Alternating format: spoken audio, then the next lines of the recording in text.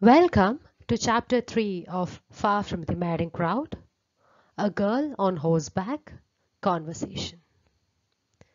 In the previous chapter, we have seen a description of Knockombe Hill's landscape, of Og's hut, and we have also seen Og observing two women in a barn. One of the women, he had identified her to be the woman in the wagon the previous day. We know that Og was observing the two women during midnight, and the following day, as the day began to break, Og went to the plantation again for no reason, but the reason could be the women itself, or at least the younger woman.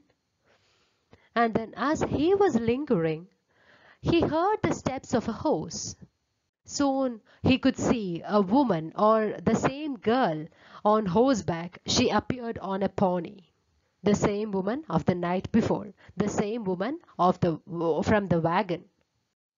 All of a sudden, Og recollected of the hat that she had mentioned in the midnight's conversation with the other woman. She had said that her hat is missing somewhere on the way. And Og scanned the ditch and found the hat, which he took and went to the hut.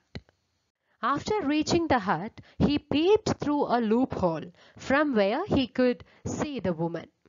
And at that time, what he saw was an unexpected performance, which he hadn't expected her to perform at that time, or at any time rather. She dropped herself backwards, flat upon the pony's back. She didn't have a riding habit or appropriate riding gears. The path was not a bridle path. And what Og saw was the woman dropped backwards flat upon the pony's back. Reading from the text, her head over its tail, her feet against its shoulders, and her eyes to the sky. So she was facing upwards. She was facing the sky by lying on the back of the pony. That was something Og didn't expect to see. And this was the unexpected performance that is referred to in the text. This action, this whole act, left Og amused and astonished. And then the woman, she headed to the direction of Tyrrell Mill. And after an hour, she returned with a bag of bran for the cows, obviously. And on her way back home, she met a boy with a milking pail. And this boy, he handed over that milking pail to the woman. And the boy, he took the hose from her and led the hose away. Soon Gabriel started to hear the sounds of milking of cow. It was none other than the woman who was milking the cow.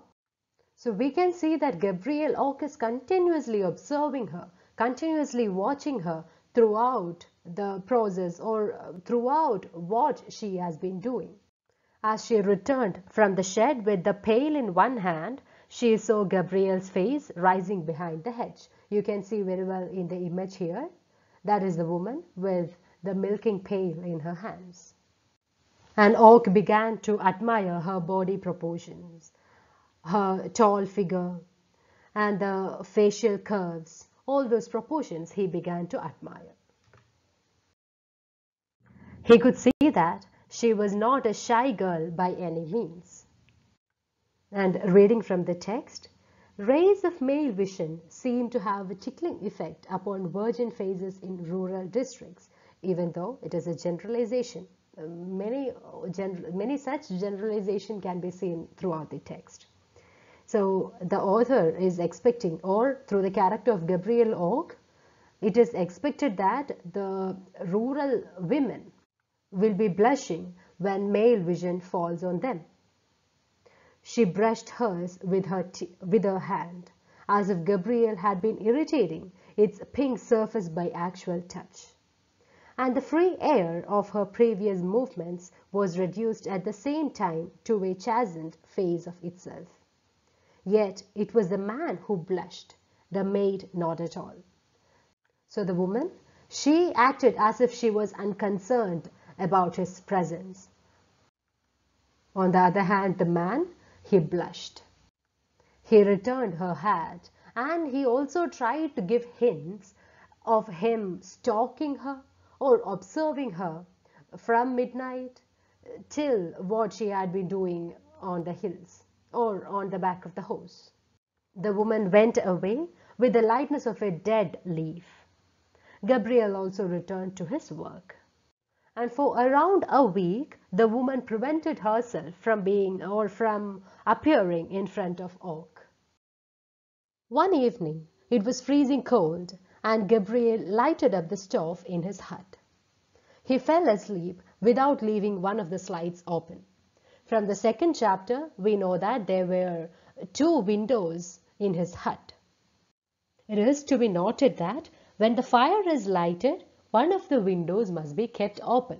Otherwise, the smoke will fill the hut and it may cause suffocation, or it may make the people inside the hut unconscious. He accidentally left the slides closed and soon he became unconscious. His dog began howling and he felt as if someone was pulling him about. When he is back to his senses, he could see that the evening has progressed to dusk and there was this same woman beside him and his head is upon her lap. You can see that in the image here. It is Gabriel Og on the lap of the woman. He asks her how she had reached there and she is replying, "I heard your dog howling and scratching at the door of the hut when I came to the milking. The dog saw me and jumped over to me and laid hold of my skirt. I came across and looked round the hut the first thing to see if the slides were closed." Yeah, and then she is saying, "This is how I came here and rescued you. I threw the milk over you as there was no water, forgetting it was warm and no use." And then they talk for some more time. He thanked her. Gabriel Og thanked the woman for saving his life. "I believe you saved my life, miss. I don't know your name. I know your aunt's, but not yours." And he introduces himself as Gabriel Og, but she is refusing to introduce herself, or she is refusing to tell her name. She is asking him to find it himself, or rather ask her aunt and find her name from her aunt. So this is how the chapter ends, by this woman teasingly withdrawing from the hut of Gabriel Og, giving him the task to find out her name. End of the chapter. Thank you for listening.